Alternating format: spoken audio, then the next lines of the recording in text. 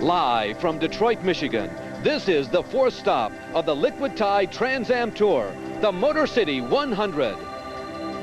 This is the best of SCCA's pro racing divisions, where 45 of Detroit's muscle cars will take to the streets of downtown Detroit. And being the home of the motor car, this is the most important race on their schedule.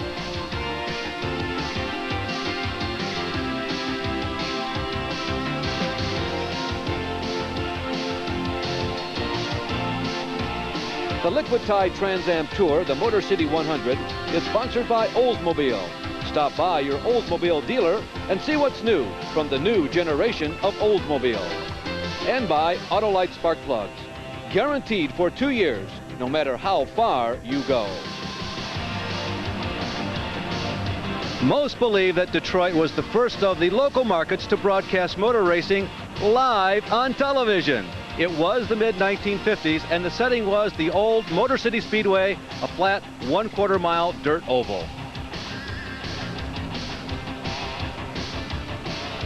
Hi everybody, I'm Larry Newber along with Bill Adam. Now, motor racing since that time, Bill, has moved up in class. We're downtown and the broadcasts now are national. But fortunately, there are some things that are still the same. Well, the level of competition is still the same, and it's just as hungry a field as you would ever find, except a lot more serious. Where it used to be fun playing with cars, now the factory participation has made it extremely tight. You have Ford and Chevrolet and Oldsmobile all in there, all determined to win in their front yard. This is in front of the executives. They desperately want to win Detroit. Well, back in the 50s, Bill, families would gather around these small black and white television sets and watch for their local heroes. Most of the cars were 6 cylinders, but some of them were Ford flathead V8s. Well, that's the same. It has remained the same, although for little different reasons. That the SCCA, by trying to keep the cars competitive, whether you want to run a 6 or a V8, allow different weight breaks. A 6-cylinder, because theoretically may have less horsepower, you have a lighter car. This balances out very well, but don't tell that to the Ford people. Their V8 is thundering, ready to win. Incidentally, television has improved a lot since the 1950s also, and we will broadcast today's race in color. We have 2 veteran pit reporters. The first one, Jim Hendrick, is standing by with the pole setter for today's Motor City 100. All right, down here we're on the grid next to the pole setter. It is Scott Sharp. Scott, you've won the pole now 2 races in a row. You are the defending champion of this particular event. Is the pole an advantage on the course such as we find here in Detroit? Well, this is one of the toughest tracks we race on, and it's a very tough track to pass on. So it's great, I think, for our team to have the Duracell Camaro on the pole, and I think it's kept our confidence very high. And, of course, you are trying to repeat today. You're in a pretty good position to do so. Definitely. Hopefully I can just get out in front and take off. Okay. At the other end of the pits is our compadre, Dennis Torres, with some more pre-race activity. Dennis? Jim? Let's talk pit strategy here. The SCCA states that in a race of 100 miles or less, there are no mandatory pit stops. Now, mandatory or not, this area is going to be a beehive of activity. Why? Detroit, traditionally tough on tires, drivers, and bodywork. Larry, they're going to be street fighting here today. Thank you, Dennis. Well, this race traditionally is very, very difficult on equipment and drivers alike. And, Bill, 100 miles may not seem like a long ways, but on the streets of downtown Detroit, that's an eternity. Well, it will be, and I think the 100-mile length will become extremely tiring, partly because of the heat today.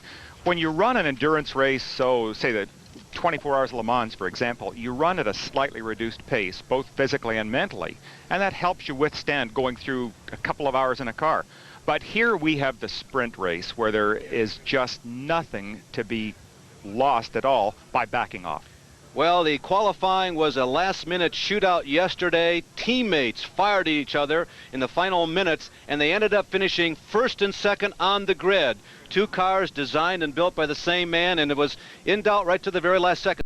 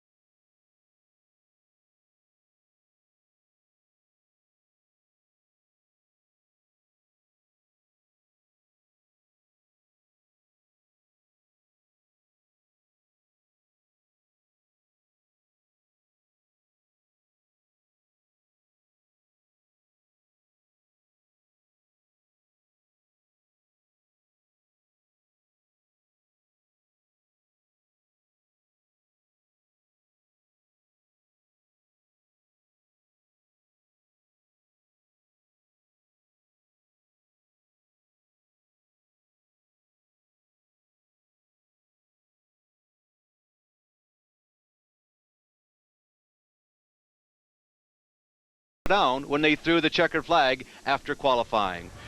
We are almost ready for Gentlemen Start Your Engines. Again, we will go 100 miles on this street course in downtown Detroit. It's very, very demanding, and this race in recent years has been punctuated by yellow flags. Well, it has been, and unfortunately the race has always been punctuated by incidents between cars. It is a difficult enough thing to do on a proper road circuit where you have the luxury of making mistakes, spinning out and regaining position.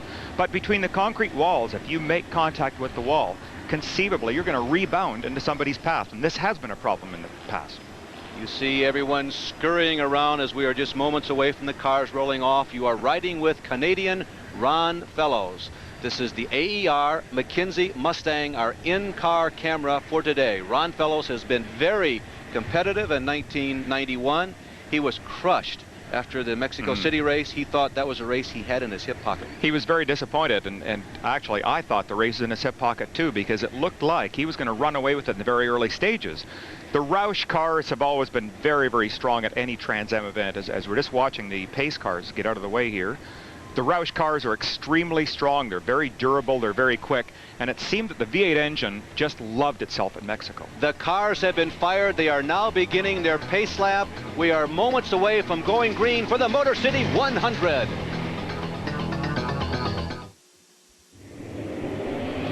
You're looking at the streets of the downtown of America and the world's Motor City. This is downtown Detroit. The Trans Am cars, truly the pride and joy of the major manufacturers in America when it comes to America's pony cars or their high-performance sporty type cars, and they are on display today. Well, this really, I think, was the shocker of maybe the automobile history, was the success of the pony car.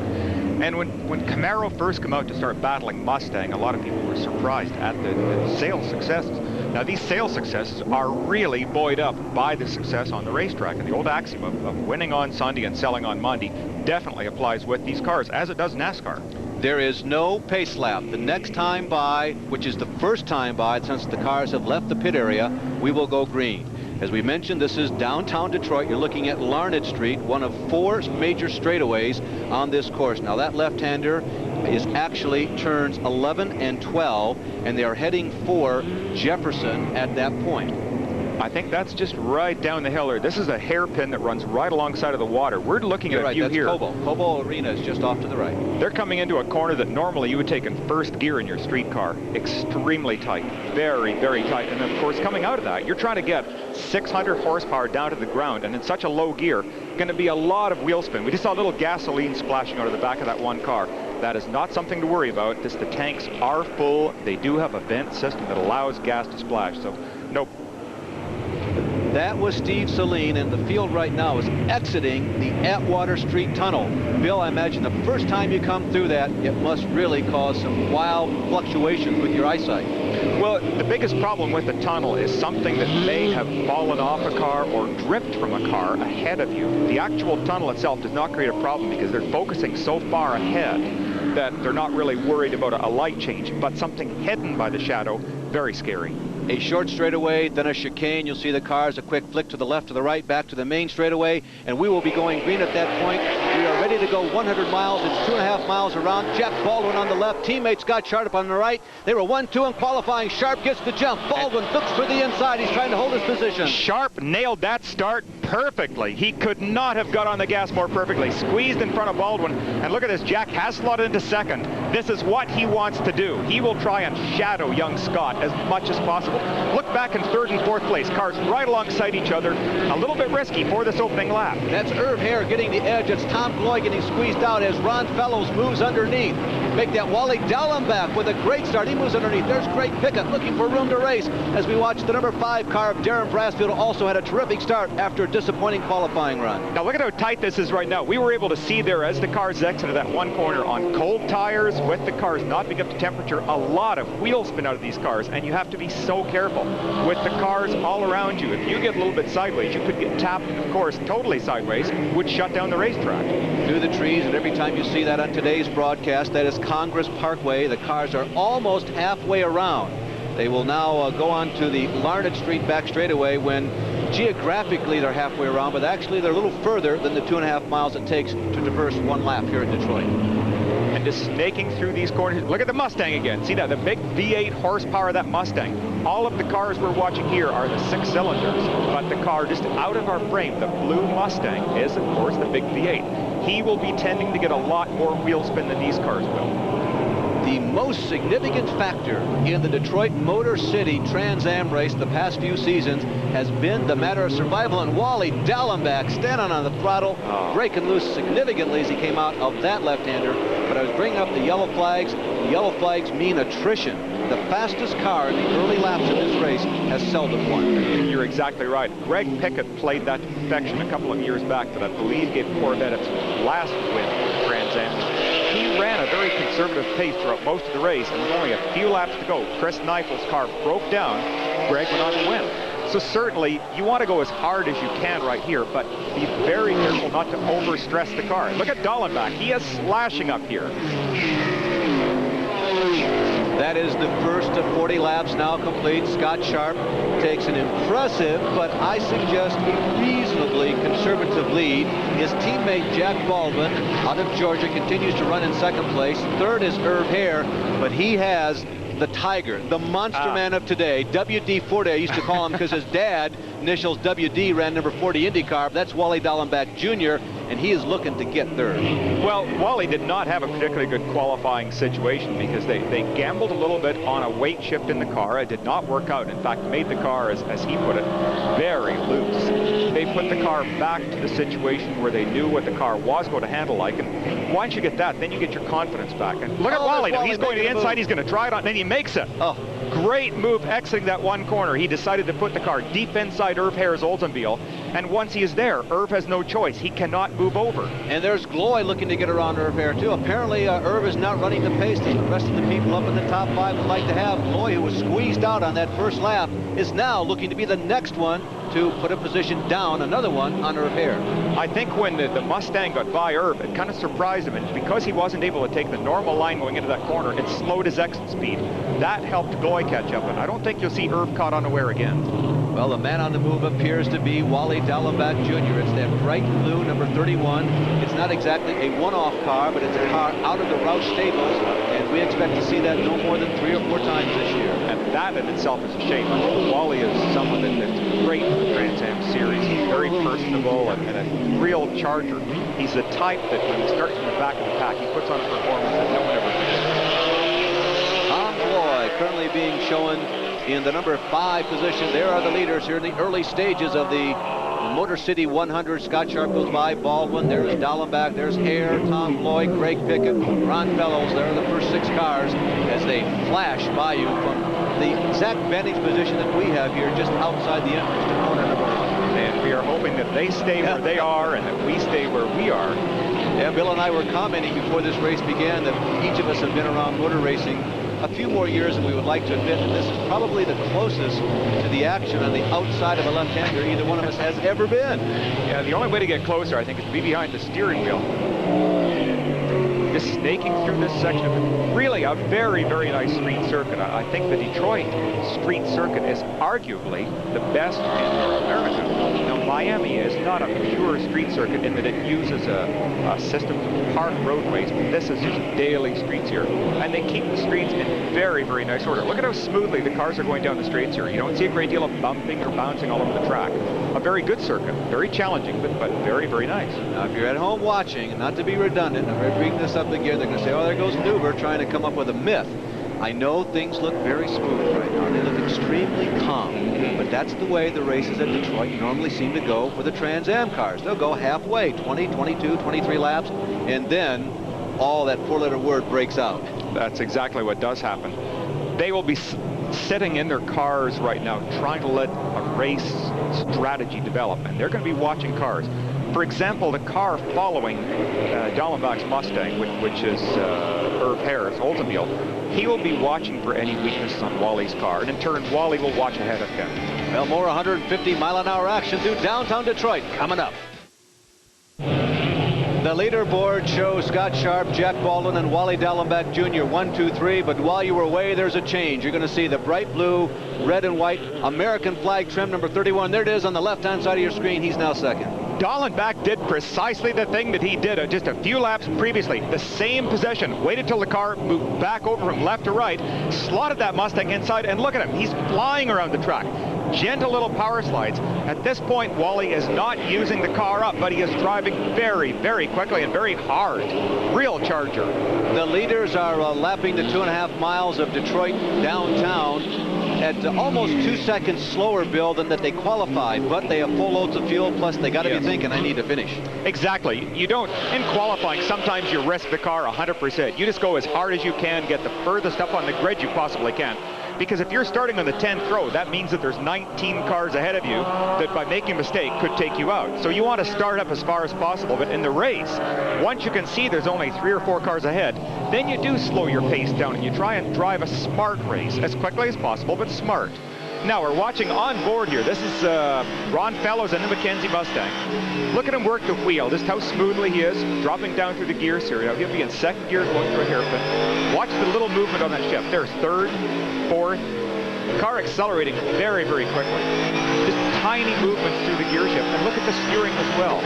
These cars do now have the benefit of power steering, although years ago, back when I used to drive, I can't understand it, they did not have power steering. There's 2 benefits. One, that obviously it's a lot easier on the driver, so you don't get fatigued. But secondly, the steering is so much faster. Here is our roof camera. This is also on top of Ron Fellows' McKenzie Mustang. That's it. You can just see the little white bump on the roof there as he's going around. This is the view. Oh, that's a yellow flag out. That's the yellow and red is oil or something uncertain. But look at the Camaro going sideways. It's Baldwin. Look at Jack Baldwin. He is either come into contact with something or perhaps has a flat tire. What's your guess, Bill? I would guess either a broken rear wheel or rear suspension with the car crabbing sideways like that. Oh, no, terrible place to... Not only a terrible place on the racetrack to have that happen, but a major disappointment for Jack. Come on, Jack. We've had a lot of conversations all weekend long, and he was so confident about this. And Bill, you pointed out that Jack is good on these tight street courses. His teammate has been running so well the last few weeks. Jack had high hopes for today. Jack is excellent on the street courses. Last year at Three Rivers, Quebec, which is another very, very tight course, he was just dynamite to watch. Got the first pole position of his Trans Am career. Look at that left rear wheel now. That has broken. You can see it is actually back into the fender well. No marks on any of the bodywork of the car, so it does not appear as though that there was any error on behalf of the race driver. Something just broke in the car. Jack Baldwin bringing the Skull Bandit around at a tremendously reduced speed, and a real disappointing moment for the driver from Marietta, Georgia.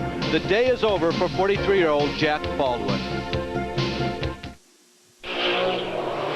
Well, the pride of Norwalk, Connecticut, Scott Sharp, who qualified for the pole in today's Motor City 100, has remained out front for the early stages of this race. But meanwhile, his teammate on the American Equipment Company, that's Buzz McCall's team, very close to the Chevrolet factory, has fallen with misfortune. And right now, standing by in the pits, we have an update.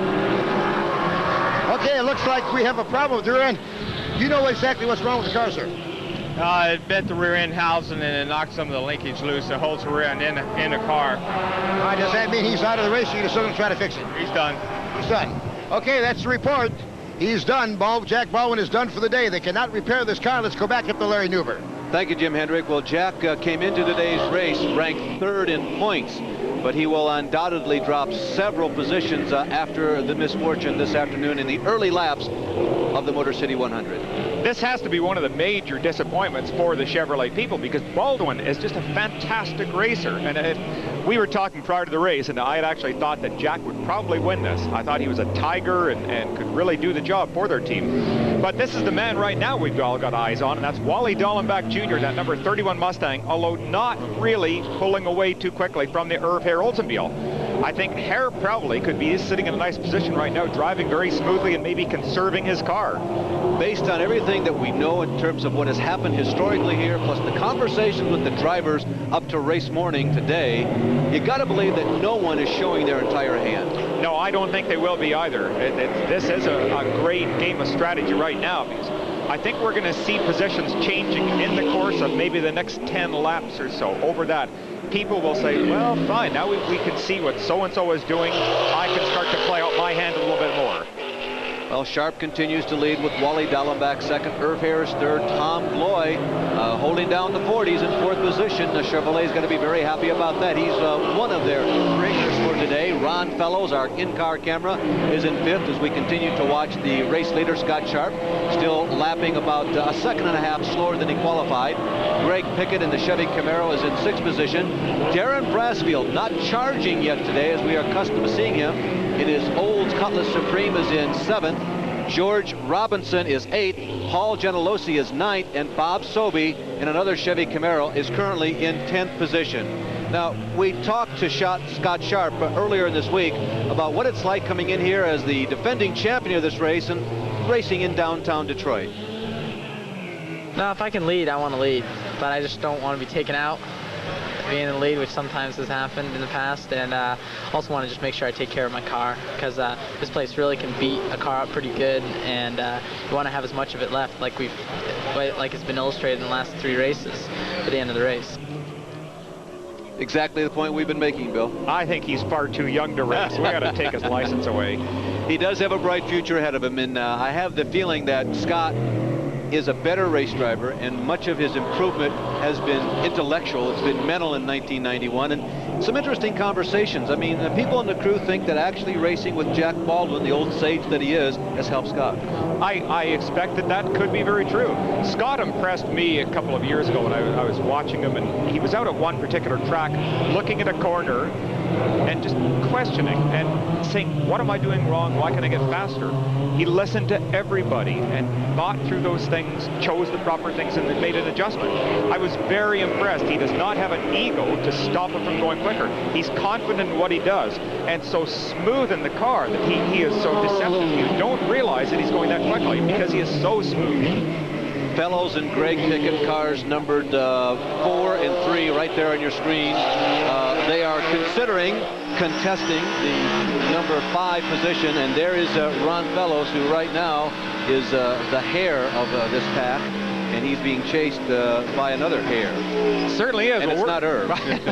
We're back on board Ron Fellows' car right here. This just coming around the first turn. It's a long 180-degree corner. Look at how it just feeds right up against the wall. We'll come back over to the left. Heavy braking at this point, drop down a couple of gears, and then we get a 90-degree corner to the right. Close to the wall, and then as you're feeding power out, look how close you get to that wall again. It does require tremendous precision again on a road circuit. You can't afford to make a mistake because the wall will keep you out of the race. 17 turns and 2.5 miles. 10 of them are 90 degrees. That's along Congress Parkway right there. Hard left-hander now going back toward the Renaissance Center. There you see it towering on the left-hand side. We're right on the water's edge. The Detroit River is just to the left of the Renaissance Center, as you saw it. On to Larned Street. As I mentioned, 10 of the turns are 90 degrees. You're getting a great view of them right here.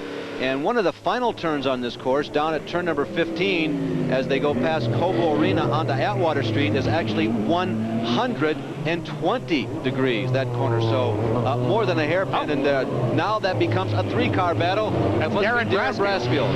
Yeah, I think Brassfield is closed up. As Greg Pickett is fighting with Fellows Mustang, Brassfield is closed right up there and almost snuck by there. Ron Fellows, Mississauga, Ontario. Lots of experience in sedan races in his home country of Canada.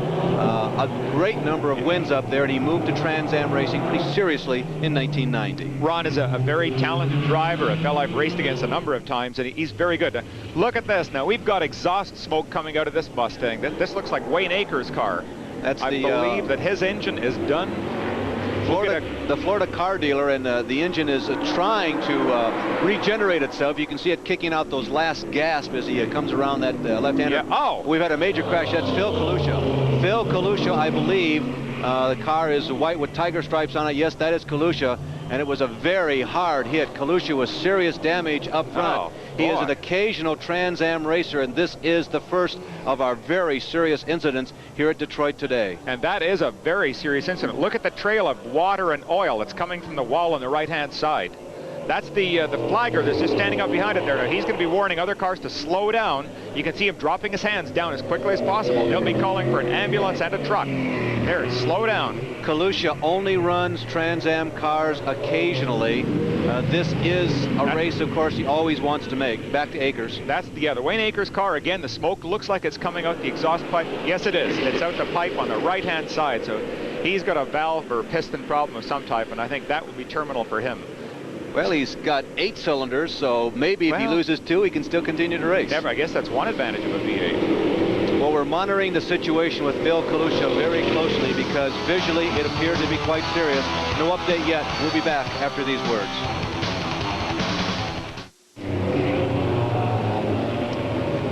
We are back in Detroit. The speeds are not in the vicinity of 150 miles an hour. They are now down closer to 50 miles per hour. Full course yellow for leader Scott Sharp. Second place, Wally Dallenbach Jr. Herb Harris third. Tom Ploy is fourth. And in fifth is Ron Fellows. Pickett, Brassfield, Robinson, Genelosi, and Sobey make up 6 through 10. There you see the pace car now being shadowed by Scott Sharp, who's led this race since the drop of the green flag. This is a point of just tremendously different emotions. For one thing, Scott Sharp had just worked out a 5.5-second lead, and now he loses all that lead, so he's disappointed by all this. But conversely, the other people get to close him back up. Well, Dennis Torres is standing by in the pits, and I'm told that we have an update on somebody out. Must be Wayne Akers. How about it, Dennis? Instead, it's Gary Fouch. Gary, what put you ahead of the Motor City 100? We had a lifter go bad last night. We couldn't get a part until late this morning, which means we had to take the intake manifold off and everything. Putting it back on, it didn't get a chance to, the silicone didn't get a chance to dry up. Gasket blew, and we got oil all over every place. Well, he went out a little early, but how's the competition out there? A lot of fender banging going on? The track is in good shape, and they're moving fast. It would have been fun to stay out there. We'll see you at the next one. Thank you.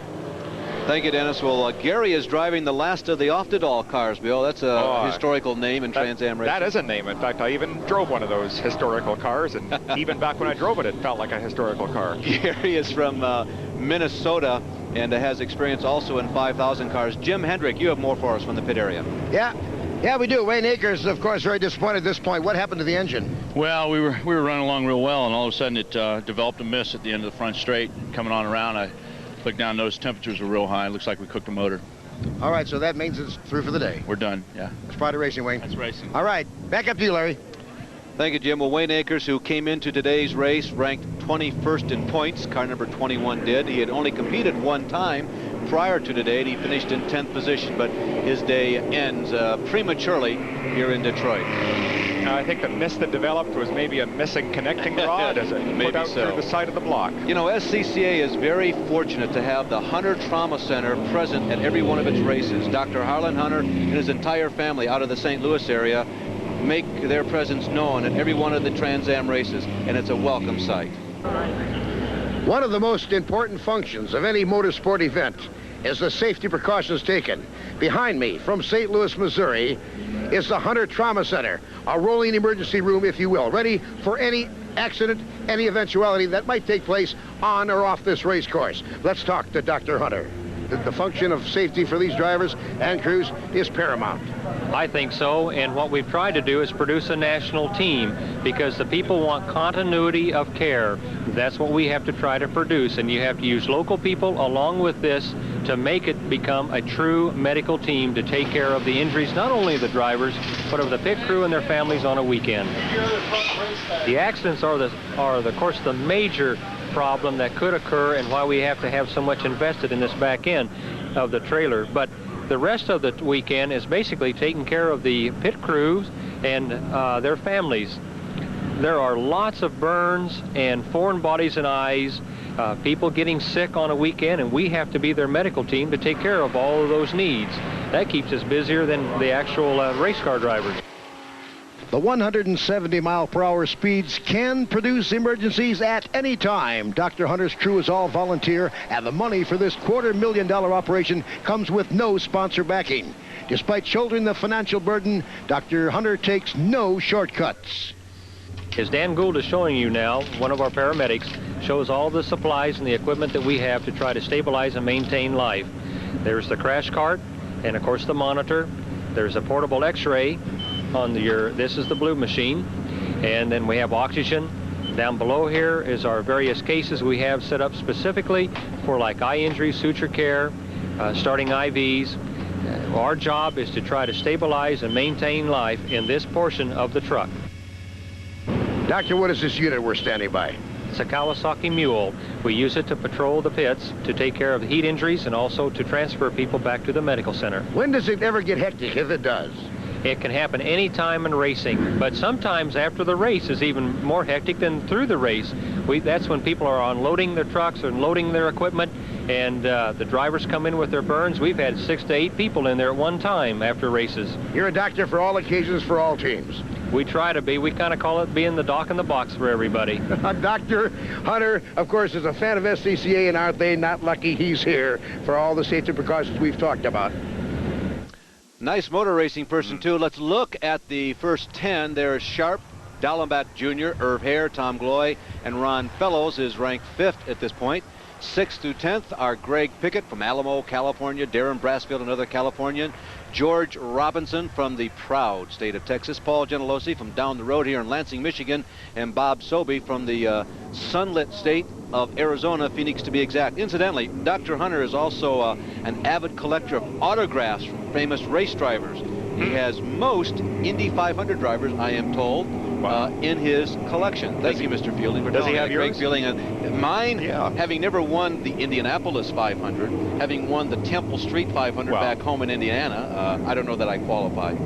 You know, he does a wonderful job, certainly, with that medical center, but I think if he ever gives it up, I think he'd be a perfect stand-in for the Bartles and James Wine. Maybe so. We will not share that with him. Today's race features, of course, the Trans Am cars of the Sports Car Club of America. For more information on SCCA Pro Racing, call 1-800-255-5550, one of the most active clubs in America. We have a very positive report from the crash scene. We have not gone back and visually looked at it here for a minute or two, but Phil Kalusha, we are told, is out of the race car, walking under his own power, stunned a bit, but that was a pretty serious looking crash. But for the friends and family of Phil that might be tuned into this broadcast, he is okay.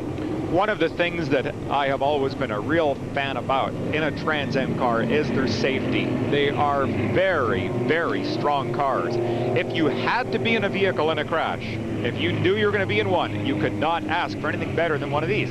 A sophisticated roll cage system inside them to keep the car from collapsing onto you if you do happen to flip over. But just as important, that cage system extends forward and backwards. So you are in a very protective little cocoon when something like that happens. Well, the scrubbing back and forth of tires usually means that the drivers are anticipating going green very shortly. We've been under yellow for about the past 7 or 8 minutes. Nice break for these guys. I mean, this is a tough course. You really have to concentrate, but they've had a little bit of a break here. It will help some of the people, because what sometimes happens is to start a sprint race where you know you have to charge and go very, very hard right toward one. Oh, Les Lindley from Anaheim, California, one of the most veteran drivers in Trans Am racing, has pulled out under this yellow flag. Jim, what's going on? Right now, down here, Les Lindley has climbed out of his car. It looked like an overheating problem. Am I right, Les? Yeah, it's overheating. Last time it was me. This time it's the car. We got to get this in sync together. All right, now, it was spraying all over the place. What has given you an indication you had a problem? Oh, the temperature was starting to rise about before the pace lap come out, and the temperature was getting up there, and then all of a sudden it started to fall off. I knew we was losing water. All right. Now there's some activity up the other end of the pit. Let's go to Dennis Torres. Dennis?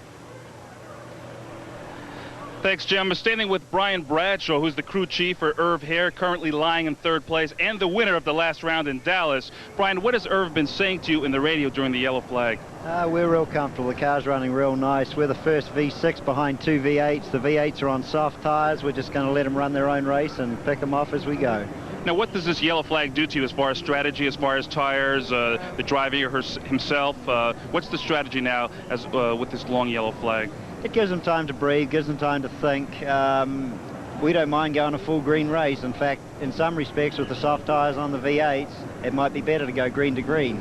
But we're okay. It closes us up. We'll be good. Is he pacing himself right now, or is he going all out? Oh, no. We're pacing ourselves. Irv never goes all out at the start of a race. We just wait for the front runners to wear themselves down. Thank you.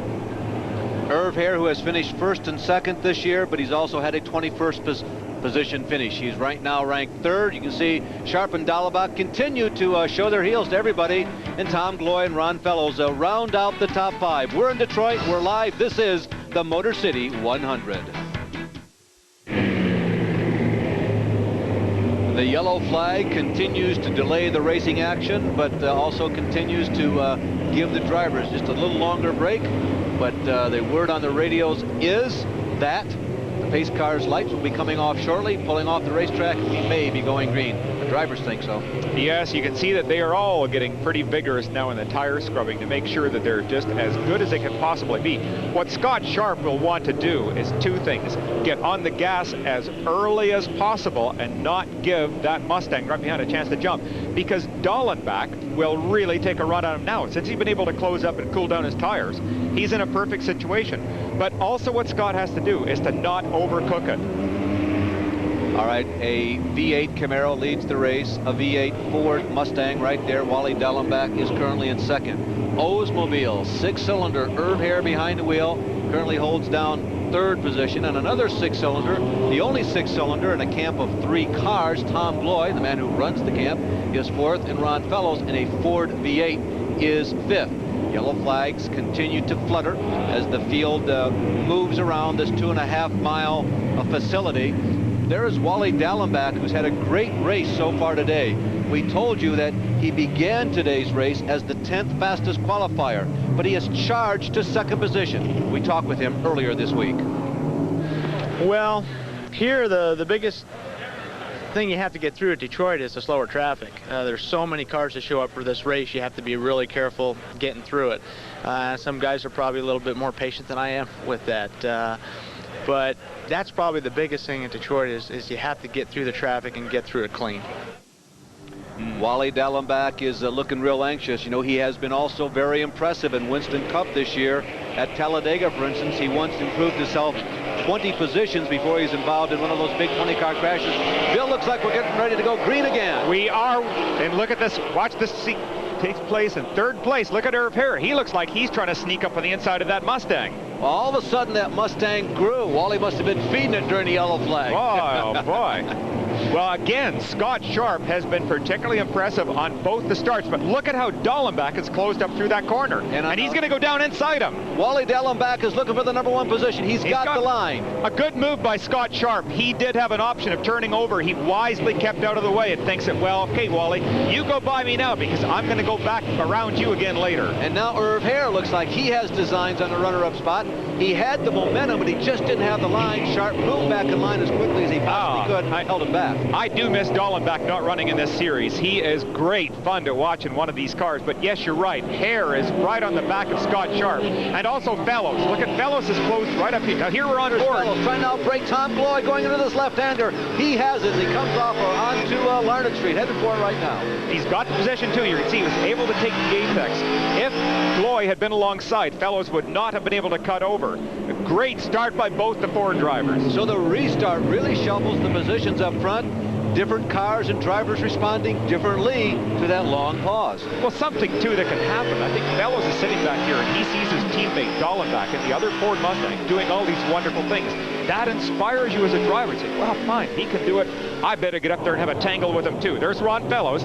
See that air hose hang in the window, just trying to blow in any little bit of cool air it can to help with the ventilation, help keep him relaxed. Oh, on Friday it was pleasant. Thursday night it was very pleasant in the mid-70s. Wow. And look at how close HOERR is to Scott Sharp. Love that. Boy, one teeny little mistake and Mr. Hare is going to be running like a wild hare and get around Scott Sharp. Talking about the weather again, it was very pleasant Thursday.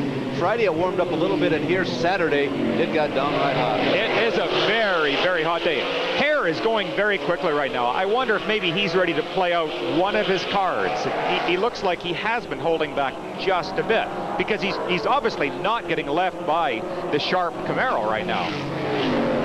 The lap speeds are down to the area of the high 70 miles per hour, but that is certainly no indication of the kind of activity you get, nor the terminal velocity speeds, which will approach 150 miles per hour on the 4 major straightaways on this course.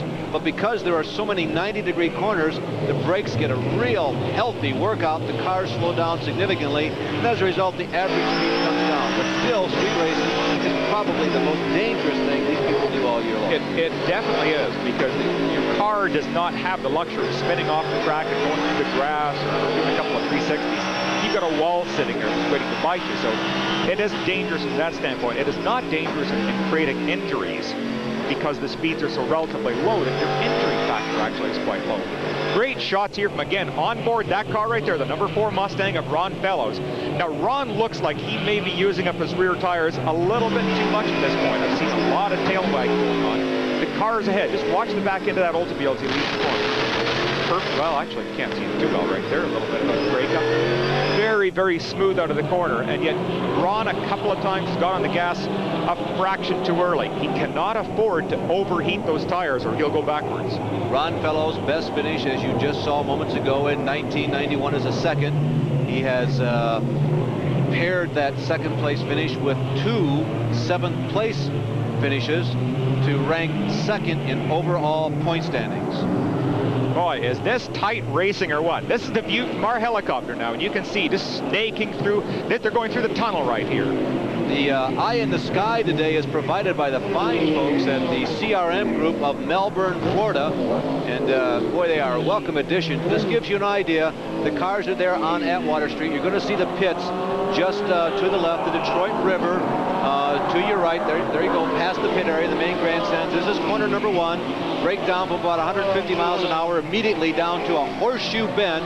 That's corner number 2. It's like a corner on an oval, although a smaller version. What a great view. We get to see how tight this battle is right now. From 1st to 5th, 2.1 seconds.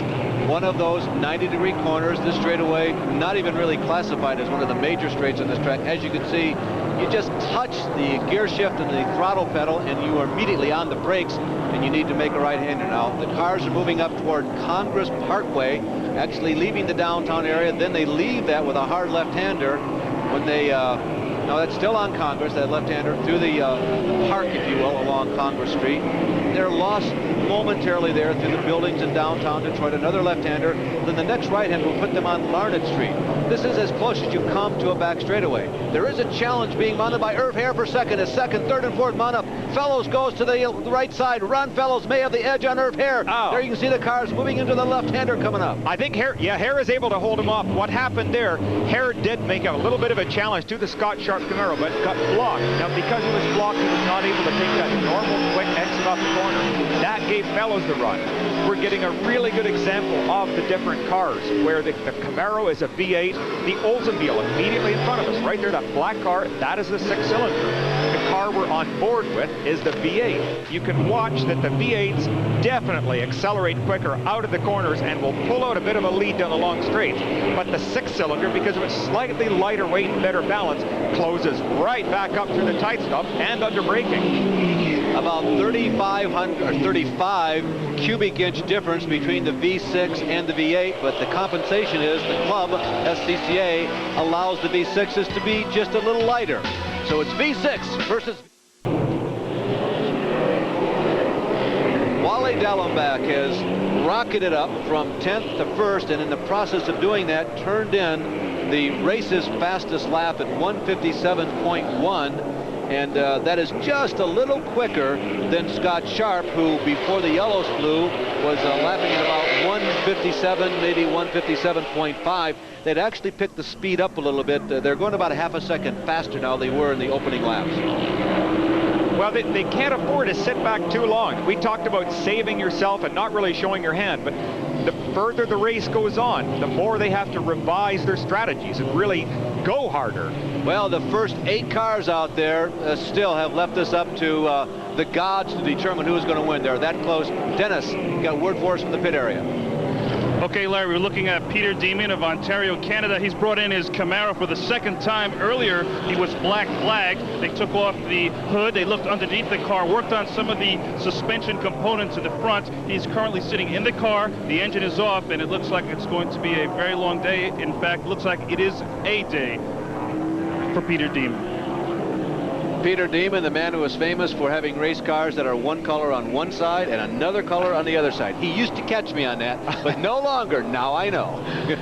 Well, hopefully none of these fellas will have any white concrete on the side of the car at the end of the day. Well, Peter's cars last year were red, white, and black. One side of the car was one color and the other side the other. Now he's gone to a bright green and yellow for the 1991 season. Well, Dennis is standing by with the man of many colors, Peter Demon. Dennis? Peter, you've been in the pits twice now. You called it quits. What took you out of the race? We feel we may have lost the rear main seal of the motor. We're not sure yet, but it seems to be a consistent small oil leak. We probably lost about 3/4 in 15 laps. At this rate, we'll lose enough to lose the engine by the end of the race. We've decided to pack it in. A lot of hard racing going on out there. How are the track conditions? It's slippery in spots. I was getting a lot of push. It seems like all the oil that's soaked into the asphalt over the weekend has come up on this hot day, and it's really making things slippery out there. I would think everyone's suffering from a lot of push. With the Renaissance Center in the background, here is Scott Sharp looking like he would like to go around. He's got him. I don't know that Dallenbach planned this. Boy, well, I don't know. Maybe Wally made an error exiting that corner, but that looked very easy for Scott to go around. Now, maybe Scott's playing a bit of a psychological game here, too. He wanted to see just how much steam does Dallenbach. No, he's got a problem. Wally is slowing down a lot. Wally Dallenbach drops from first to sixth as the cars enter the wide sweeping corner number 1, and Wally Dallenbach, whom we speculated might have been controlling this race, obviously had a problem, Bill. Boy, and what a dreadful... Oh, and here's Fellows. Look at Fellows coming the inside of here. A big surprise. He has waited for that move for about 7 or 8 laps. Ron is having a great time out there. He's just trying to conserve his tires.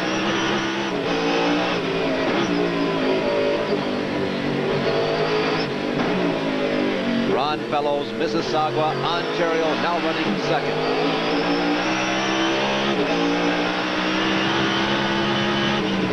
You can see it again, once the view from this, the Ron Fellows Roush Mustang right there, that number 4 car. That's the great shots that we're getting from that little tiny roof camera up there. Not enough to upset the aerodynamics of the car, and this is one of the advantages of a street track, is that you can get to mount cameras on this Fellows car. Aerodynamics at Detroit? Well, keeps the smog off the back window. Yeah, it does, doesn't it? Well, HOERR, smarting from that pass on behalf of Ron Fellows, is now running right behind him and filling Fellows' rearview mirrors, and either one of them look like they're in position to put a challenge on to Scott Sharp. Scott Sharp, who, let's now say, inherited the lead when Wally Dallenbach had his problem. Boy, and Ron just got really wide there into that corner. I thought he'd made a mistake that was maybe going to allow HOERR pass, but he's obviously still holding his position. Right down to this slow hairpin again, accelerating off in a very low gear. Look at this now. HOERR almost bumped him. This is something. It's a bit of a luxury with the Trans Am cars. They can't touch and get away with it. Through the Atwater Street Tunnel, there is the leader, Scott Sharp, making the final left and right-hander onto the Atwater straightaway. He will complete halfway, lap number 20 this time, and standing by with some information from the Dallenbach pit, maybe shedding some light on this, is Dennis. Jim making it. Go ahead, Jim. Sorry. All right, down here in the pits, we've got Graham Scott. Graham, I know you're looking for your car. He's saying that maybe this car is going to come into the pits right now, but Graham Scott is the crew chief, and the car is coming in. Here he comes. Wally Dallenbach is coming in to the pits. Graham Scott will not talk to us. He's kind of busy, but the car is coming in. They said he was losing some horsepower and that the engine was missing, and he couldn't keep it up in the chutes. So right now, Graham Scott in the red talking to Dallenbach, the driver, and that's the action down here of your one-time leader. Back up to you, Larry. Thank you, Jim. Not only one-time leader, but one of the 4 previous winners of this race who had entered today. Now, Bill, they went to the tail end. I didn't realize that Mustang was a rear-engine car. I don't know. It looks like they could be working on some sort of a fuel problem back there. Maybe they're because of the heat.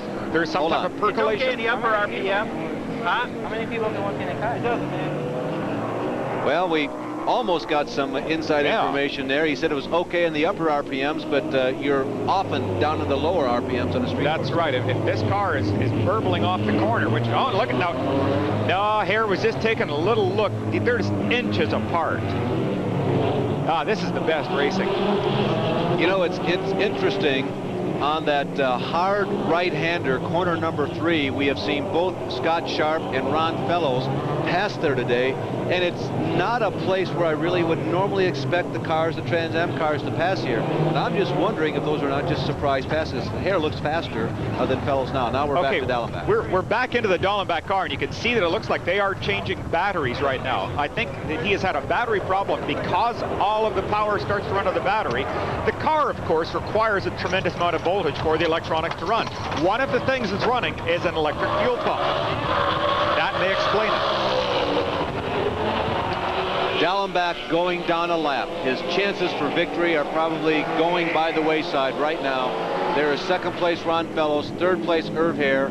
In fourth place is Tom Gloy, fifth is Greg Pickett, and now Wally Dallenbach has dismounted. Jim? Hi. Well, they're talking right now to their crew chief and a very disappointed driver, Wally Dallenbach, who had really given. Wally, can you tell me exactly what went on? We started losing, we didn't lose fuel pressure, but it started to miss. And the bottom coming up out of the corners, it just got worse and worse. Like the fuel was boiling or something. Too bad, because this Ford was hooked up today. Yeah, you were really traveling, and it was a big disappointment for you. Yeah, it felt great. The car felt great. They did a good job. It's just, you know, right now it's not coming off the corners. It's dying in the corners, and just one of those deals. All right, so the attrition continues here in the Detroit Grand Prix, and let's go back up to you, Larry. Well, Henry Ford, and HOERR has gotten around Ron Fellows, so a second misfortune, at least this one is just temporary, as HOERR puts a position on the Ford, but now Ron Fellows tries to take it back. They are side by side. We'll be back to update you on this exciting battle for second place in just a moment.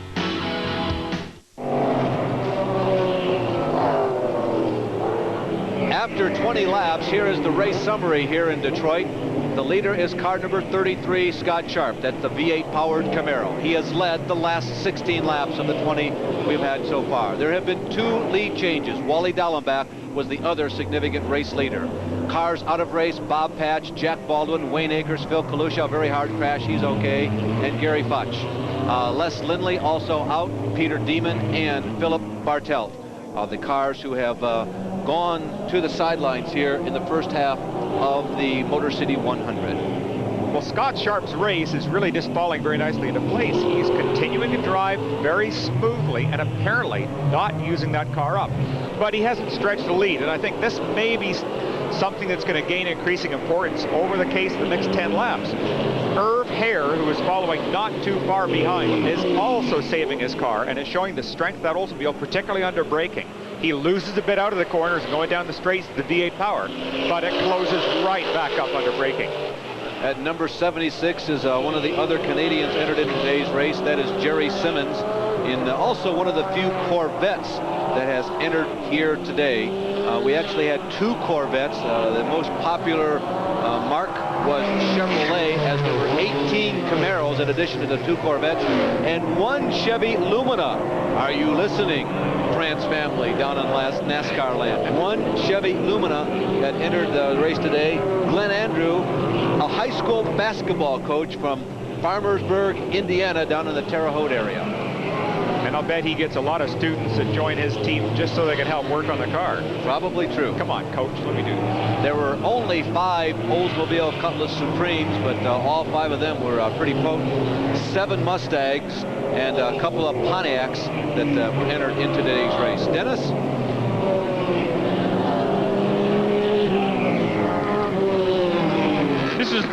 This is Dennis Weglars, the head of Oldsmobile Motorsports here in the United States. Dennis, you got to be pleased with what you're seeing. You got a second place car, another car in the top 10. Plus, this Rocket Sports team is the most dominant team in Trans Am today. Well, the Rocket Sports team has really done Oldsmobile a lot of good this year, and we're really proud of the effort Paul and his folks have put forward. Saying we're in second, there's still a long way to go. I always look at it, you can lose a race on any lap. It takes 1 lap to win it, so it's still a ways. From a marketing standpoint, how important is it for Oldsmobile and some of the other manufacturers to do well here in the Motor City? Well, it's really a point of honor, you know, especially with the folks in the motorsports groups, I think, more than anything. Oldsmobile, Ford, they're big operations. You could probably find some folks there who probably wouldn't even know we were racing down here, but when you get to the folks in the engineering groups, the folks in the product group, and definitely the folks in the motorsports group, just having bragging rights for that year, that's all important. Okay, let's get back to the action and Larry Newber. Thanks, Dennis. So, Bill, I am told to a man, every crew member says the phones ring on Friday before the weekend, and they really ring on Monday. Yeah, I'll bet. And I'll bet there's different levels of enthusiasm on Monday, depending on what the answers are. Well, we are now getting to the point in the race. We are approaching lap number 25. We are just a little bit past the halfway point where anybody is holding back, they need to start showing it. Also, the teams, when they entered today's race, they basically had a selection of 3 different tire compounds to choose from. It's always a very tricky situation in racing, but particularly on the streets of downtown Detroit. Tires, an issue wherever cars are racing. Here in Detroit, it's the same old question: which tire compound to use? The question has prompted some varied opinions. Well, I think we'll probably be on the medium compound. Every race we've run this year so far, we've been on the hardest. So we'll step down to the medium. I'm sure that, you know, some of the other cars will go all the way down to the softest, but from experience, we feel that the medium compound's right here. We're going to go with soft tires and run them real hard. I mean, that's just what we're going to do. We've got the least powerful car on here. We don't even have fuel injection at R6, and the lightest car because of that. So we've learned now from what happened at the first couple races. We're learning more about this real soft tire and the medium compound tires. You're not going to see any more hard tires on our car. We learned a lesson that way, and we're going to run our car and run it fast from the beginning. No kidding. It's going to be, it's always hot, and it's always such a long race it ends up being, so you really have to be conservative in whatever tire selection you pick. And I think obviously the people who go more conservative on compounds won't have to worry about it quite as much as people on softer ones, but we'll have to wait and see just on our tire temperatures as to what compound we choose. But you're going to need tires at the end of the race to put my car, Duracell Camaro, up front. With 3 obvious tire compounds to choose from, you would think selecting the proper tire to run would be easy. In racing, nothing is easy, and certainly nothing is ever obvious. And a man who has not had an easy or obvious day is the team owner of Scott Sharp's car. He's had the euphoria of his driver starting on the pole and leading the race, and also the immense disappointment of his other car that also expected to vie for the win here, dropping out early on. Buzz McCall is standing by with Jim Hendrick. Okay, Larry, we're down here with Buzz McCall. Buzz, you have to have mixed emotions. You've got Baldwin beached, and you've got the lead car out there. Well, we were first out, and we're first on the track. There's going to be some story if we're first and last. But I really did have mixed emotions. I was really proud of the team. We started in the front row. We won yesterday, but, you know, yesterday didn't count. Today's today. Jack clipped the wall. It's really unfortunate for him. Scotty's he's out front, but this race has been really cruel to some of the Chevy teams the last couple of years, and we really hope we can break that jinx today. And yet you're looking to repeat here when last year was here. Well, Scotty did in a wild finish. Jack, of course, was third last year. Scotty'd like to earn this one from start to finish. It'd be a great victory for him, but, you know, this is a long way. This is the toughest 40 laps in motor racing. All right, thank you, Buzz McCall. Let's go back up to, let's go down the pits now. We hear another report from Dennis Stories. Dennis? Jim, I'm standing by the number 44 entry of Scott Lagasse, sitting in his car. He's pulled the wheel off the steering column. Scott, what's the problem? Well, we got something wrong with the left front. I think we had a tire go down. It might have damaged the suspension when it did, but they're taking a look at it now, and hopefully we can get back out and finish this thing. That is Scott Lagasse and the EDS-sponsored Group 44 Pontiac Trans Am. Bob Tullius tells me that there's also a lot of Firebird in that car, but it's all Pontiac. Even the engine is a genuine Pontiac, which isn't always the perfect match in Trans Am racing. Sometimes there are other manufacturers whose products sneak under the hoods of a car that may look like another kind, but this is Pontiac from through to through. Scott Lagasse, of course, is from St. Augustine, Florida. He has immense experience on the road courses of America, lots of experience in sedans as well as club racing, and he's moved up to Trans Am, but he right now sits in the pits.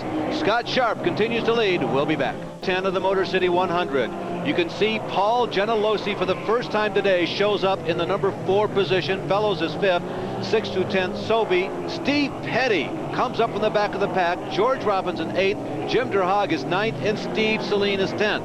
Now, among the people missing, Tom Gloy has retired from this race, at least temporarily. We don't know if it's permanent or not yet. It may have been a tire problem.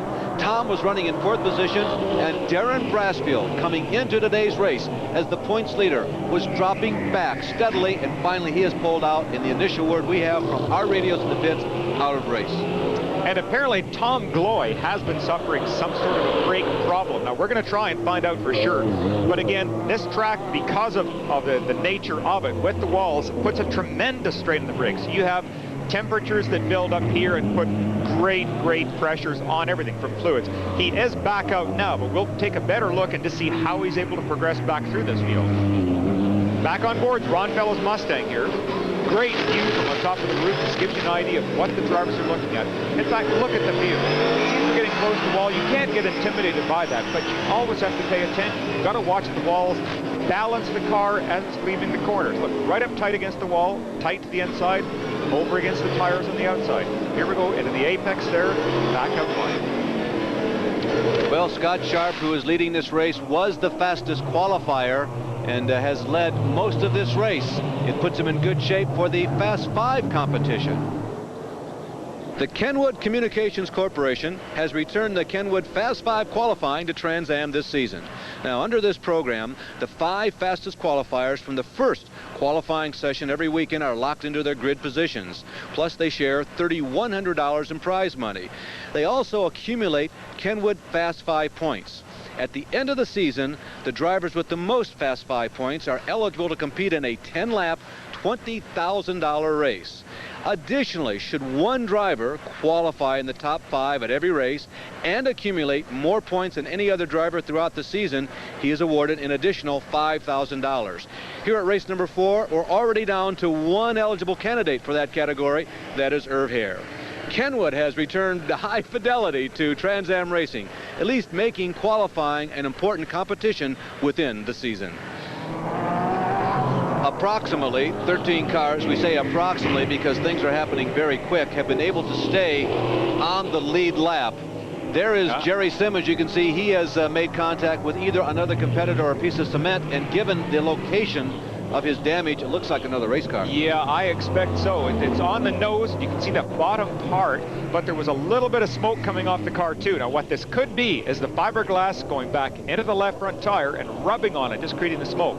It's going through the corner, and everything mechanically looks fine on the car. I don't think that's a problem. They'll just have to make a fast pit stop, rip this fiberglass off, or maybe even keep going. We'll see if he gets black flagged by the SCCA workers. Jerry Simmons proudly displaying the colors of True North Racing Canada. And incidentally, we are south of Canada when we are in downtown Detroit, for those of you who have geography students. So it really isn't True North when you race in Detroit, because you're south to a degree, although he lives north of Detroit, of course. I expect that Jerry will have to make a pit stop here because it looks like the hood in that Corvette is coming loose. 28 laps complete. Sharp, HOERR, the number 3 car of Greg Pickett. Paul Gentilossi has moved up to 4th, moving his Olds Cutlass through the field, marching through the top 10. Ron Fellows in the Ford Mustang is 5th. Bob Sobey, having a solid race in his Chevy Camaro V8, is in 6th position. George Robinson in another one of those teeny V6s is 7th. And Steve Petty, who started today's race in 20th position. He has been very disappointed over his results of the 1991 season, but he's having a great race today. 9th is Steve Saleen, and 10th is Jim Durhag. Now those are the top 10, and lots of changes as we mentioned. But Scott Sharp in the Duracell Chevy Camaro continues to set the pace. Now here's a full field rundown. We just finished the top 10 for you. There you can see Gentilossi is 4th. Sobey, as we mentioned, a great race. Petty now 7th. Looking at the 9th running, Jim Durhag, he's often there. Randy Ruhlman is 11th. Then Deborah Gregg, the only lady in today's race. And Tom Gloy, unofficially, the last person on the lead lap. St. Louis businessman Jerry Clinton there running in the top 20. There is Darrin Brassfield temporarily out of the race, and now these are the cars that have dropped out so far. Phil Kalushow with a crash. He is okay. Car was badly damaged. And Bob Patch in a race with Jack Baldwin to be the first car out of today's race. And Jack even lost that one. Patch even beat him to being the first out. Now you notice that Tom Gloy, with the problems that you were talking about, Bill, lost 10 positions and now is running in 13th position. And he was one of the fastest cars in the first half of this race. It unfortunately takes Tom out of a position of even a possible win. Being that far back, we're just watching it, just sliding inside. Now, we just saw the blue flag there. This is a good point about these course workers. These are volunteer workers who go out. They're standing out there at 90-degree heat. They're in these white uniforms. They are hot. Do they get paid $10,000 a day? Not a cent. You're looking at 5th, 6th, and 7th. Fellows, Sobey and George Robinson, and that is a battle on the track for position. They are each trying to move into that exclusive group, the top 5 finish. And Fellows, they be wavering just a little bit because both Sobey and George Robinson are moving up on it. Great shot back inside the car here. Now watching Ron drive. There he is back in high gear. He's coming down the straight. That'll be a 5th gear in this car. There he's on the brakes, 4th, 3rd. And as he's turning into the corner, look at how gentle he's being. Power steering, so it's very fast steering. Just watch, not really a great deal of body movement by him either. So that shows the track surface. This is an extremely smooth track. We're going to go down to the pits with Dennis. Ontario, Canada's Jerry Simmons brings in the True North Racing Corvette for at least the 2nd time. The first time was his own doing. He has been black flagged by the SCCA. As you can see, they're tearing away the bodywork on the front tire. He came together with perhaps the wall or another car. But as you can see, they're stripping it down, and that will do nothing for the aerodynamics on the 76 Corvette. His engine is still running. It looks like he will be going out. Always breaks my heart, Bill. You spend all winter molding by hand that bodywork, and you have an incident on track, and a crewman comes out and rips it off and throws it away. You know, I was just going to say, I do not agree, and I cannot understand why they did that. There was no reason to do it. Why SCCA brought him in, you mean? Well, no, why has the crewman ripped that off? Yeah. Because most of that piece was fine until the crewman tore it off. If part of it's broken, then fine, you take it at the brake and get rid of it. They did one smart thing there by taking the hood totally off and not allowing it to blow off because of air getting built up underneath it. Yep, certainly would have. There's Dick Danielson from the heartland of America, Heartland, Wisconsin, incidentally. Going around the outside, Dick is in that white, red, and black trim number 9. That is also Oldsmobile Cutlass Supreme. Well, Scott Sharp continues to hold the lead. He's got about a 5-second lead, and the interval really hasn't changed that much. Incidentally, he has also picked up a 2-point bonus today for winning the pole and also for leading the most laps. You're watching the Prime Network and the Trans Am Motor City 100. You've just seen a pass for the top 5 positions. Bob Sobey has stalked Ron Fellows for the past 3 or 4 laps. He snuck underneath him on that right-hander, and George Robinson almost got through. This is 5th, 6th, and now there is Robinson moving to the left side of Ron Fellows as you watch the same view that Ron Fellows has. And now Robinson trying to get inside of Sobey, but he stands on the binders as Sobey does not give him enough room. Oh, but yeah. he owns the racetrack. Boy, was that close. I thought for sure George was going to get up inside and cause a T-bone right there, but very, very quick to realize what was happening. Look at the power slide coming out here as Fellows gets alongside and repasses Robinson exiting the corner. So Bob Sobey holds on to 5th, but Ron Fellows moves back into the 6th position. Well, look at up the inside. There Robinson retakes it back under braking. Just got in real late, but watch.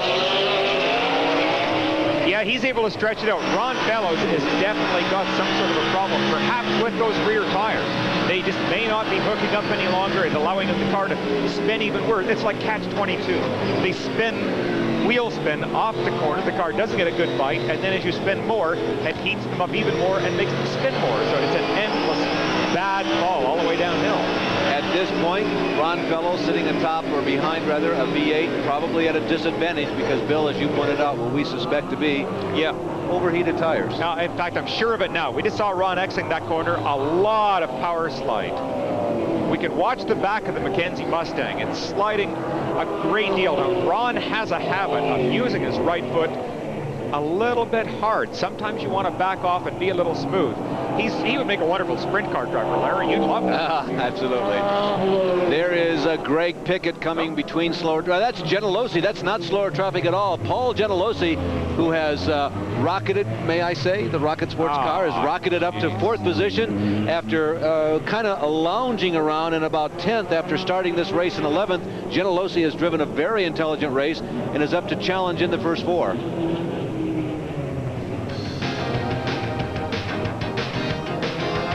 There you can see two of the Rocket Sports cars. They're running in the top 10. We'll be back.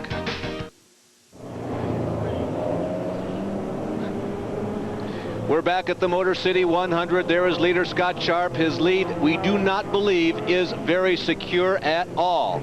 And now that we're live, I do want to make mention, as we look at Steve Saleen, who was running in 9th position inside the top 10. Steve Saleen in the champion spark plug Scorcher battery is not scorching the racetrack, and looks like he's going to come to a stop. He's looking for a safe place on the right-hand side after a left or after a right-hander. It's a pretty safe place to stop. There is some debris on the track also at that corner, but Steve Saleen, after moving up to 9th position, is out. I think the most important thing about this is, will it bring out a pace car? Because if it does, there goes Scott Sharp's lead. So that's the important thing right now. Sharp, at this point, when he sees that car stop, will be praying that he gets it going again. And Bill, this has probably been the most safe, uneventful Detroit Motor City 100 we have ever seen. Scott Sharp, the leader, has now completed 34 laps, only 6 laps to go. We're looking at Bob Sobey and George Robinson. Sobey has moved up to 4th, George Robinson 5th. But Bill, we've only had that one incident involving Kalusha. No, it has been amazing, and yet here it comes, just what we were talking about. The people who have waited have let the race come to them, all except Scott Sharp. He has driven an extremely smart race. Now, there's an 11¼ second lead that Scott Sharp is holding over the Camaro of Greg Pickett. That's not a great deal. Now, I think we're going to get a report from Dennis, and he is with Steve Saleen's crew chief. That's right, Bill. This is Charlie Lang, the guy who heads up the operation over here at Saleen Racing. What did Steve say happened to him on the radio? He says he's out of fuel, but I believe what happened is when he got tangled up with Lagasse in the first turn, it must have hurt something inside the fuel cell. Is that fuel pickup problems then? It's basically fuel pickup problems. The pumps are down inside the tank, and I don't think it'll draw any fuel. Well, other winners here at the Detroit Motor City 100 have been Elliott Forbes, Robinson, Scott Pruitt, now running Indianapolis cars, Hurley Haywood. A few years back when they had those all-wheel drive Audis, as we mentioned, there were 4 drivers who started today's race who were previous winners, and Scott Sharp and Greg Pickett, ironically, running 1-2 right now, are previous winners of this race. Very critical point, too, and that Scott gets through this traffic as quickly as possible. It doesn't take very long, and it can be so frustrating when it happens when you're boxed in behind a car. I think we're going to have another report now down to Jim Hendrick. All right, thank you very much, Bill. We've got Mike Medley, the crew chief of the number 2 car, which is, of course, the Pickett team. And are you conversing with your driver right now, Greg Pickett? Yes, right now. He says everything's going good. I doesn't know if he can catch Scotty or not. Well, you've got about 8 laps to go, and you're about 11 seconds back. What's your plans from here on? What are you going to try? Just try to run it hard as he can, I told him. 1 second, please. Okay, here he comes as he comes down right now. And let's go back up to you, Larry. Well, Scott Sharp has just put a lap on the flying watermelon. And now we have a spin and a crash as we get down near the final stages of this race. A little bit of debris was left over there, but I think the workers will be able to get it out of the way. The flying watermelon, by the way, is an affectionate term for Bruce Nesbitt's car. The Chicago, Illinois driver has a lime green, magenta painted number 50, but Scott Sharp continues to run out front and not encounter any difficulties at all. He only has 5 laps to go. Can he turn the trick for the 2nd year in a row? Scott Sharp, who came into today's race ranked 5th in laps led, has really added to that total in today's Motor City 100. He had only led 20 laps prior to today. He was also 5th in miles led. He had 1 pole this season as he goes on the inside of Don Sack in the red, yellow, orange, and blue number 10. Sharp also had accumulated 6 points for the DeRault Fuel Conditioner Star of the Race point standings, and he was leading the Kenwood Fast 5 points, and he picked up a lot more, including a $2,500 bonus. So he has had a great week. Frankly speaking, he's had a great last couple of Trans Am races. Oh, and he keeps getting better. He has got so much maturity for a driver so young and with so little experience. Watching him drive the car, it appears that he has been in one of these cars for 20 years. He's just amazing. Scott Sharp had a 6th place finish at the season opener in Sears Point. He won the Mexico City round, a racetrack that we all believe was highly conducive to his potent V8 power plant. Then he dropped out at Dallas and finished 24th, so he came into today only ranked 6th in points, but he was just 16 behind DARIN Brassfield, who has dropped out of the race. Now, Ron Fellows has also slipped backwards today. He was 2nd in points, and now Fellows is 6th in the race, so that's really going to hurt his standings. The driver who was 3rd in the point standings, Jack Baldwin, dropped out early, so Herb Hare and Scott Sharp are going to get out of Detroit as the big winners in the point standings. Very, very successful from that standpoint. Once again through the tunnel, here's Greg Pickett. He's got what appears to be a very solid 2nd place. I don't think he's making much of a dent, but we're still showing a 13-second lead that Scott Sharp is able to keep holding. And again, both of these drivers are very smooth. Greg Pickett has been able to mount one of those patented Pickett's charge, if you will.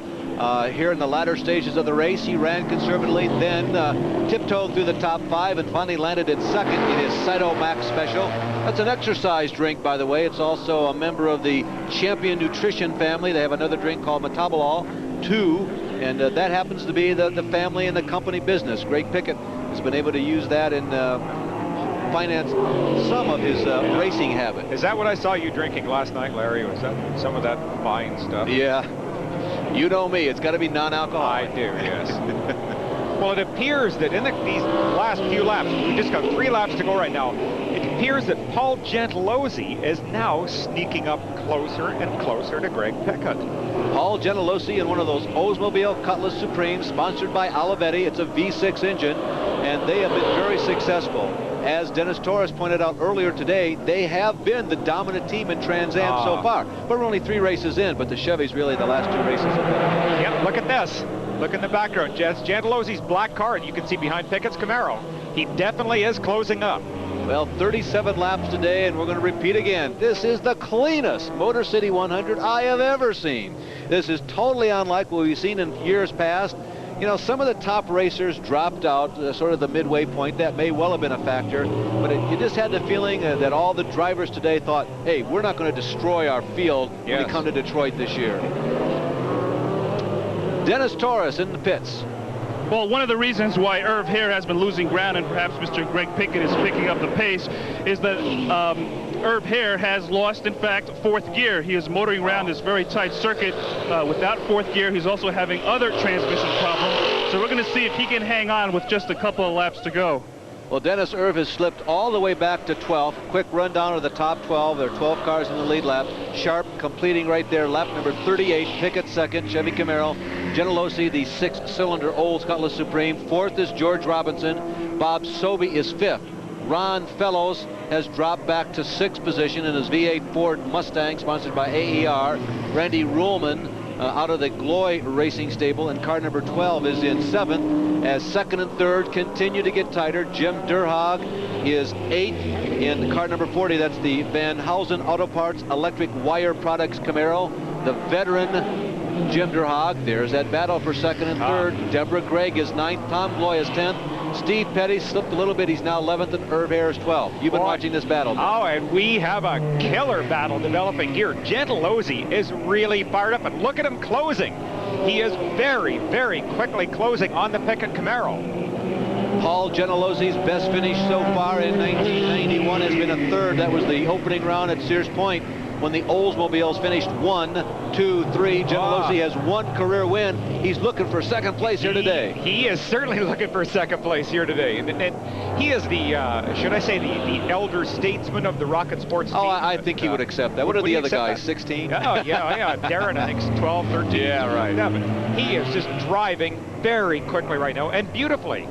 That Rocket Sports team is a strong one. In point of fact, DARIN Brassfield, who was the points leader coming into today, is 27 years of age. Herb Hare is 44, and Paul Gentilozzi is 41, a very mature 41, right? Team manager. Oh, look at this now. Pickett just locked up the right front tire. He's getting blocked a little. That's the Jerry Simmons Corvette. They're both going to go around. Jerry pointed the way. His hand came out. No. Oh, no. He apparently did not see that Gentilozzi was coming. and he drove out of the way. He was trying to avoid Paul. I don't know that Paul lost that much time. Oh, I think Paul might have just given a little nudge to get by there. That was uncalled for. Well, and he did lose significant time, as this is lap number 39. It looks like we are going to get through Detroit in the best fashion maybe in the history of this race. Scott Sharp now enters his last lap here at Detroit. 2.5 miles to go. He makes the big 180, the horseshoe turn, corners number 1 and corners number 2. He'll next make a hard right-hander onto St. Antoine Street. There is where he made one of his best passes of the race today. Another right-hander onto Woodbridge Street, actually leading onto Congress Parkway. He goes through the park now, a series of gradual corners. Then there's a hard left-hander that puts him onto Congress Parkway as he gets about halfway around this final tour of the 2.5 miles. Well, I think right now Paul Gentilozzi has to be the angriest man at this facility, because that little incident with Jerry Simmons has effectively cost him a realistic shot at passing Pickett.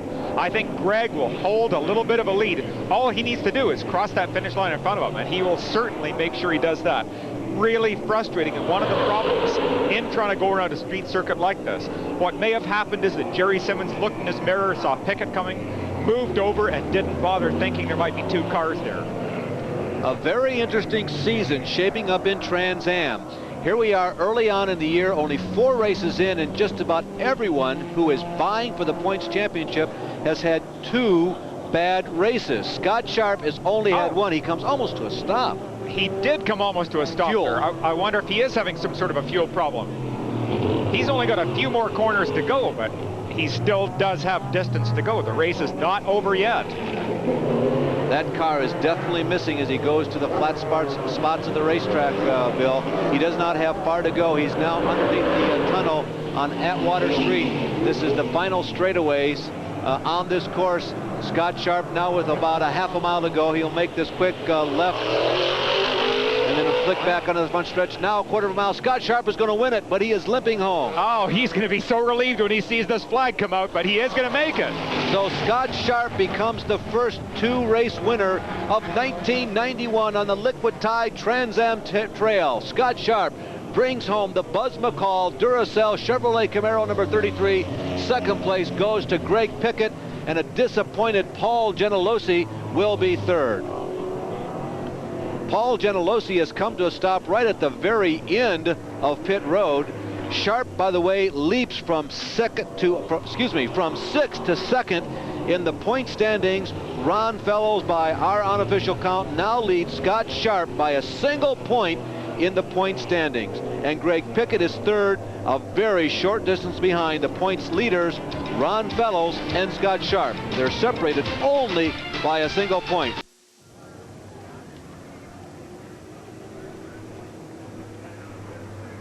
Back at the Motor City 100, where Scott Sharp has come home the winner, Greg Pickett in second, Paul Gentilozzi third, George Robinson fourth, and Ron Fellows in fifth position in car number 4. Scott Sharp has won for the second year in a row. He wins for Chevrolet this season, but it was for a different manufacturer in 1990. Dennis Torres is down in victory lane. There you can see Scott Sharp looking for the bow tie of Chevrolet for the 1991 win. And Scott taking a little bit of extra breather there. It was tough. It was very warm today on the streets of downtown Detroit. And even though he is just 23 years of age, it still really challenges you, doesn't it, Bill? Oh, it certainly does. And if anything, because you have such a little time experiencing it. In fact, just let me interrupt my train of thought here and point something out to people. You can see as he opens up the driving suit, that is a cool suit inside. This is something that has almost become a standard necessary item for racing nowadays because of the heat. You get cockpit temperatures exceeding 130 degrees, that just pumps some cool fluid through it and keeps you alive. Well, Dennis, you have Scott Okay, we're Sharp. down here. Scott has taken off his cool suit. As you can see, he has a cool suit here that provides cool water that goes all over his body and keeps him cool in the cockpit. He's getting a cold towel. Scott came here in Detroit, qualified on the pole, put in a dominant performance on the track. Where do you get this maturity and this speed to do so well? Well, I'll tell you, it sure wasn't that easy. It was a hard race. It really was. The track really deteriorated, and the crew they just put a heck of a car under me. A Duracell Camaro was fast all day, and I felt I had him covered, but then when the track started breaking up, the car really started slowing down. I just got to thank my whole crew and everyone for giving me the chance. Got to thank God, and we did it. Yeah. Now, when Wally Jr. was out there, he was giving you a little bit of a go before he left. Yes, he was. I was worried about Wally, but he was really pushing hard, and he was really loose. And for that early in the race, I figured he'd really hurt his tires. Let me ask you think Papa Sharp is watching back home in Connecticut? He's what do you right think? behind you. Oh, there he is. And he has a big smile on his face. What's next? 2 wins and 4 races. This car is really running fast. The Duracell Camaro seems to be on track. Team is on track. You're on track. We talking championship here? I sure hope so. It really got us back into the points situation. I think after last race it was just a little bit of disappointment. We were on the pole and we dropped out, and it's nice to be back, and I think we're somewhere among the front runners in points at least now. Congratulations. Thank you. Let's go back to Larry Newber. By our unofficial count, Scott Sharp is just 1 point out of the points lead. He's the winner here. He led 36 laps. There were 2 lead changes. Average speed just 67 miles per hour. There was just 1 solitary caution flag for 5 laps. Very uncharacteristic for a race through Detroit. We'll be back with more from the Motor City 100. Second place is strange. Everybody in the park except one person wants to finish there. But the man who finishes there is probably the most disappointed after every race. Jim Hendrick is with our second place finisher now. And he's the wily veteran, Greg Pickett. And Greg, fine race. You just couldn't catch the leader there. No, not quite. Scotty was hooked up today. He showed that in qualifying. He was pretty tough. We're just happy to be there. The champion Camaro, the side of Max car, just did a good job today. It was a little warm in the middle of the race for the front tires, so we took it a little bit easy. It was hard passing a lot of that traffic, but we bided our time, and we're going to go to the pay window. Well, third place in Dallas, second place in Detroit. Who knows what's next? Here we come, Portland. That's right. We're looking forward to that. Okay. Congratulations, Greg, and we'll let you go now. Thanks very much. Greg Pickett, number 2 on the big race here in Detroit. Go back up to the booth, and Larry Newber. Larry? Yeah, you're looking at Scott Sharp. He is the man that everybody, would like to have been today, because he has won for the second time in 1991. Scott Sharp, at just 23 years of age, is going to have a terrific Trans Am season. It's likely that this young man is headed for IndyCar sometime in the near future, and if he continues with this success, it may be sooner rather than later. Well, he does have a remarkable future, and to think about being this good this early in his career, but he can afford to buy one of these now. Evidence of where we're actually located. We're right on the banks of the Detroit River. We're situated just adjacent to downtown. We're very close to the Renaissance Center, down the road from the Cobo Hall Arena. As we look at some more of the sites of the place where they run the Gold Cup every year, one of the most famous boat races in America. Here are the point standings. This is unofficial now, although we are pretty confident about it. Fellows lead Scott Sharp by 2 points. He picked up 1 position in the final lap. Pickett is in 3rd, HOERR 4th, and DARIN Brassfield is currently 5th. Still more. Inside of every Liquid Tide Trans Am race is a competition called the DeRault Fuel Conditioner Star of the Race. And the winner of that competition today was Scott Sharp, who also won this race. Doesn't always go to the race winner, but it goes to the man who turned in the most spectacular driving performance, and he was undoubtedly the most consistently fast today. Finished second in that competition was Greg Pickett and Bob Sobey. Pickett moves himself up in the DeRault standings, and Sobey appears for the first time. Dennis? Well, I'm down here with the 3rd member of the victory rostrum, the man who's not to be left out, George Robinson. George, fantastic race. Yeah, it went pretty good. The traffic was pretty hard out there. We got held up for a while and lost our momentum. And finally we got by the guys and made a run for the lead, but it was a little too late, too little too late, Was this the cleanest Detroit race have you seen? Yeah, last year I don't think we ran 3 laps without a yellow flag, so yeah, it was pretty clean. The track got pretty slippery out there, so you have to stay on the line, but it's a tough race and you keep busy out there. This 3rd place finish a momentum builder for the rest of the season? Well, I finished 4th. Okay. Nothing to be embarrassed about, so don't worry about it. Let's go back to Larry. Okay.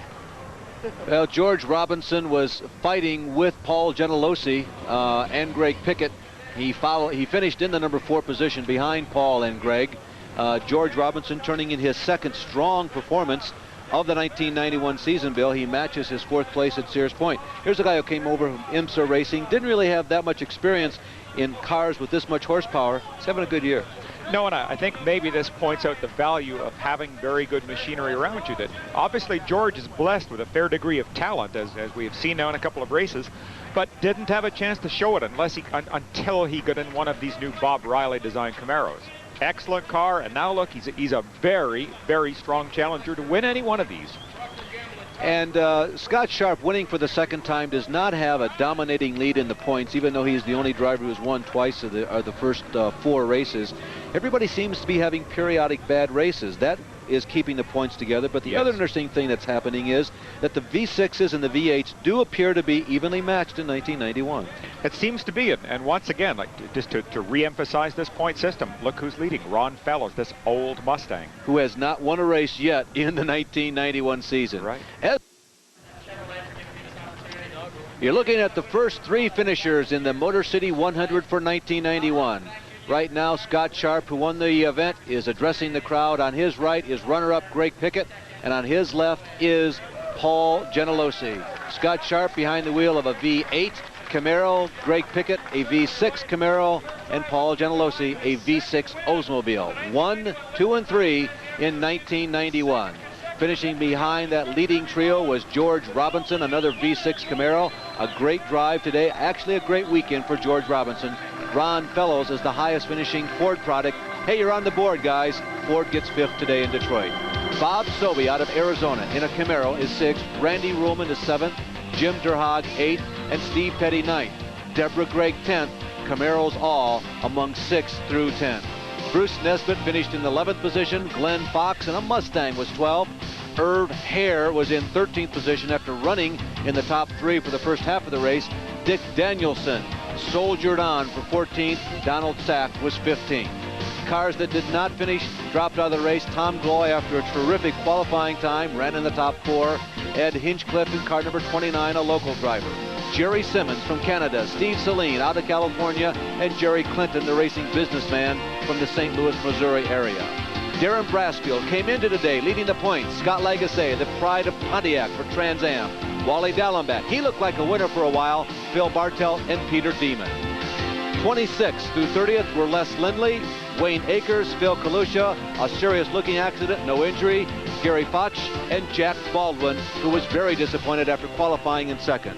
The last car on the track, or rather the last place finisher, was Bob Patch, and poor old Jack Baldwin couldn't get credited with last place finish. Well, I guess that is the one pole position you never want.